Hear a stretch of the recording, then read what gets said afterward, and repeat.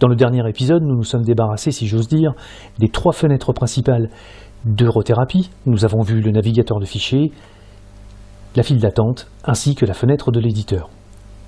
Nous allons donc pouvoir passer aux choses sérieuses et rentrer dans le cœur des modules, dans le cœur des réglages, à commencer bien entendu par un élément essentiel de votre workflow, le module netteté. J'ai décidé de commencer par le module netteté pour 2 raisons. La première parce que la netteté est très importante dans un workflow, et la seconde, c'est que le module netteté, comme le contraste local, comme les bords, etc., fait partie de la catégorie des petits modules dont je vous parlais la dernière fois, c'est-à-dire des modules dont l'effet ne se voit qu'à 100%. J'ai donc, pour cette raison, laissé de côté 2 petites icônes lors de la visite de la fenêtre de l'éditeur.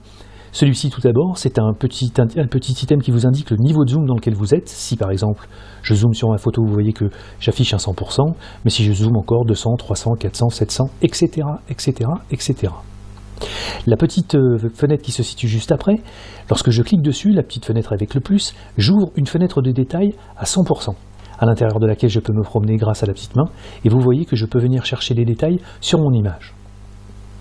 Je vais fermer cette petite fenêtre et vous faire part d'un autre petit détail très important. Le module netteté, comme il est à 100%, si je le déroule et que je l'active, vous voyez qu'il ne se passe rien. Je vous ai dit la dernière fois, souvenez-vous, qu'il existait aussi un masque de contraste de netteté, un outil de concours très précieux pour vous aider à gérer votre netteté.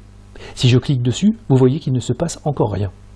Pourquoi? Tout simplement parce que, comme votre module vous l'indique, ce module ne vous affichera les résultats de ces réglages qu'à 100%. Vous avez donc 2 solutions. Soit vous zoomez à 100%, et à ce moment-là, ce petit item d'indicateur sera très utile, et auquel cas, si j'active mon masque de focus, à ce moment-là, je vais le voir.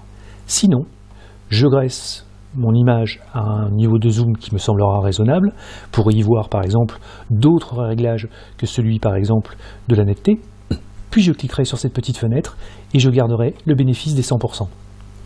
À ce moment-là, si je clique sur le masque de focus, ce masque de focus viendra se transférer dans cette petite fenêtre, car il viendra se transférer automatiquement dans toute zone qui est affichée à au moins 100%. Ce petit masque de focus, nous en reparlons tout de suite.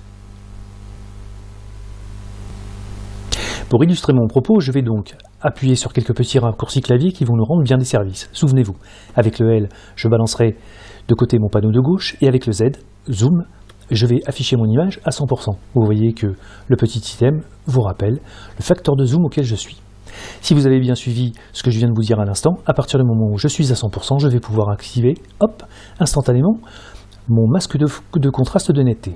Ce masque de contraste de netteté est un outil de concours précieux pour vous aider à gérer votre netteté, je vous le disais tout à l'heure, mais à quoi cela sert-il? Je vais couper le seuil de contraste, et pour vous faire comprendre comment il fonctionne, je vais utiliser, si vous le voulez bien, une image. Imaginons que mon module de netteté soit une boîte de nuit. Cette boîte de nuit organise une grande soirée, mais quand elle n'est pas sûre de pouvoir réunir beaucoup de monde, elle va envoyer énormément d'invitations. Sauf que cette boîte de nuit, elle ne peut contenir que 500 personnes. Le patron de la boîte de nuit, pour être sûr que tout se passe bien, va mettre à l'entrée de celle-ci un videur qui aura comme consigne de ne refuser personne, 0. Vous voyez, autour de mon pointeur. Donc à ce stade, le videur ne refuse personne puisque on ne sait pas encore quel va être le niveau de succès de cette soirée, donc 0 personne refusée, 100% de personnes qui vont pouvoir rentrer dans la boîte de nuit, donc mon masque est blanc. Au fur et à mesure, les invités commencent à se pointer dans cette boîte de nuit, petit à petit, ils rentrent, et puis finalement, cette boîte de nuit commence à se remplir. Le patron panique et dit à son videur, attention, là maintenant, je voudrais que tu commences à faire rentrer moins de personnes, donc que tu refuses plus de personnes.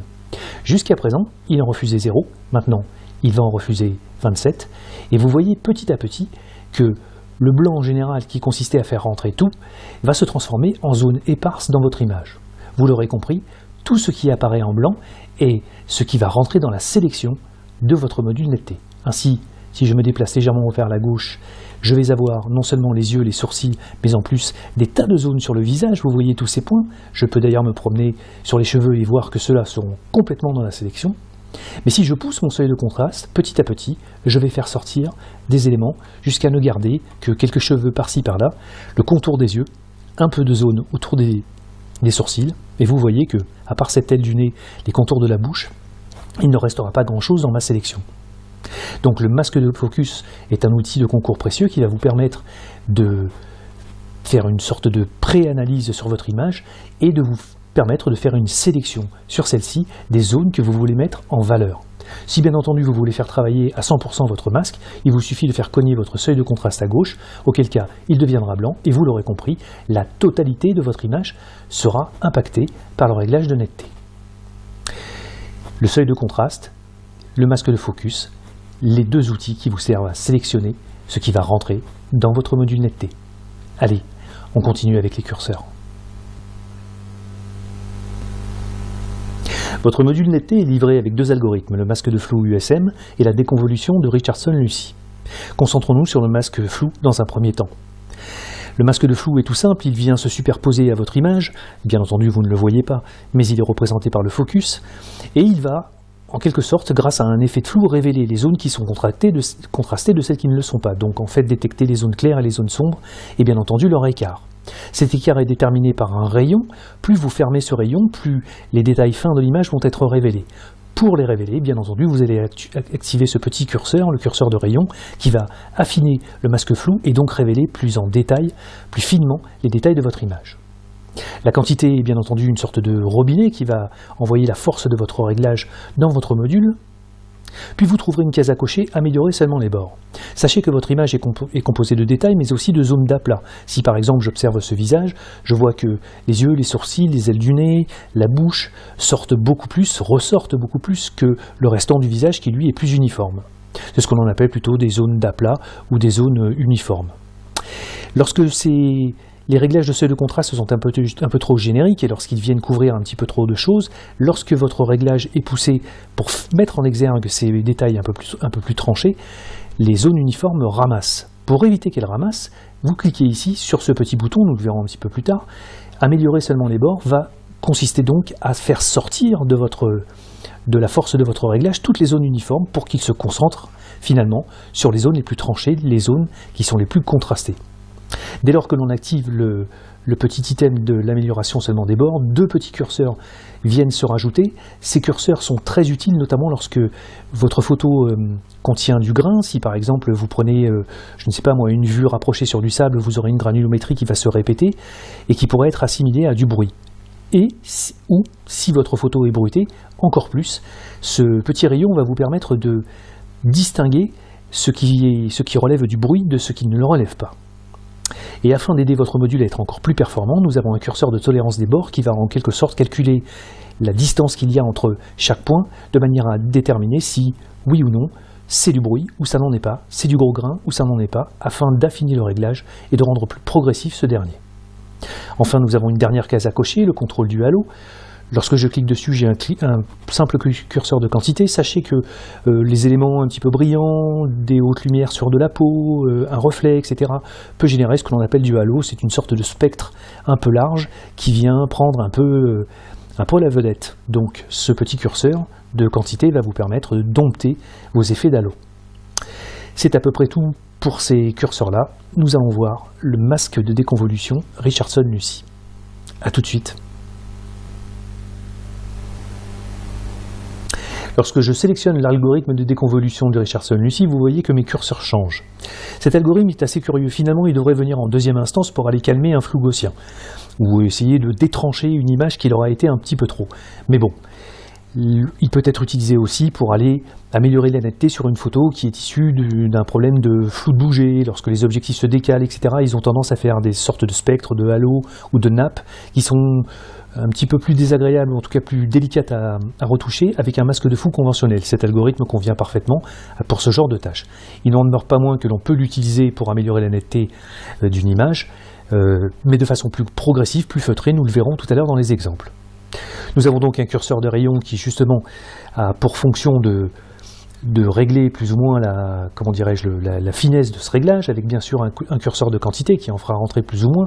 C'est assez commun finalement à tout ce genre d'outils.